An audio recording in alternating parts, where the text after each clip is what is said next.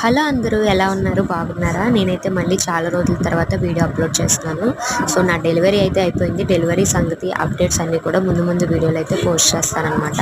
ఇది ప్రెగ్నెన్సీ టైంలో మనకి అంగన్వాడీ రేషన్ అయితే ఇస్తారు కదా, నాకు ఇచ్చిన రేషన్ మీతో షేర్ చేసుకుంటున్నాను అనమాట. మా సైడ్ ఇచ్చింది. సో ఇలా రేషన్ ఇస్తే చాలామందికి హెల్ప్ఫుల్ అవుతుంది, చాలా యూస్ఫుల్ అవుతుంది చాలామందికి. సో ఇదొక ప్రాసెస్ బాగా నచ్చింది నాకు. ఫస్ట్ వచ్చేసి గుడ్లు అయితే ఇచ్చారు, గుడ్లతో పాటు పాలు కూడా ఇచ్చారనమాట. గుడ్లు వచ్చేసి 13 గుడ్లు ఒకసారి, 13 గుడ్స్ ఒకసారి 2 టైమ్స్ చొప్పున ఇచ్చారు. మిల్క్ కూడా ఇచ్చారు, మిల్క్ అయితే యూస్ చేస్తున్నాము. అలాగే 1 కేజీ కందిపప్పు, పామాయిల్ ప్యాకెట్, అటుకులు, రాగి పిండి ప్యాకెట్లు 3 అయితే ఇచ్చారు. అంటే ఒకసారి సజ్జిపిండి, అలాగే ఒకసారి రాగిపిండి. కొంతమంది సజ్జిపిండి తీసుకున్న వాళ్ళకి రాగిపిండి ఇస్తారనమాట. సో లాస్ట్ టైము సజ్జిపిండి వచ్చింది, ఈ టైం రాలేదు కాబట్టి రాగిపిండిలు అయితే 3 ప్యాకెట్లు అయితే ఇచ్చారు. ఈ రాగిపిండిని ఏంటంటే మనం జావ కింద కాసుకోవచ్చు, దోశల్లో యూస్ చేసుకోవచ్చు.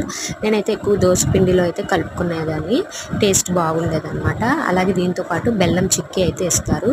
సో బెల్లం చిక్కీ అనేది ఐరన్కి చాలా ఇంపార్టెంట్ కాబట్టి సో ప్రెగ్నెన్సీలో కంపల్సరీగా తినాల్సింది. అలాగే ఎండు ఖర్జూరం ప్యాకెట్. ఈ ఎండు ఖర్జూరం ఏంటంటే మార్నింగ్ నైట్ అంతా వాటర్లో నానబెట్టి మార్నింగ్ ఆ వాటర్ తాగితే మంచిది అన్నారు, కానీ నేను ఎక్కువ యూస్ చేయలేదు. నా బాడీ ఓవర్ హీట్ కాబట్టి, ఓవర్ హీట్ అవుతుందని చెప్పి నేను యూస్ చేయలేదు. అలాగే బియ్యం, దాంతోపాటు ఒక బెల్లం కుందు కూడా ఇచ్చారనమాట. సో రేషన్ అయితే మా సైడ్ అయితే ఇలా ఇస్తారు. సో మీకు ఎలా ఇచ్చారో కింద కామెంట్ సెక్షన్లో కామెంట్ చేయండి. నెక్స్ట్ వీడియోస్లో డెలివరీ అప్డేట్ ఇస్తాను. Thank you.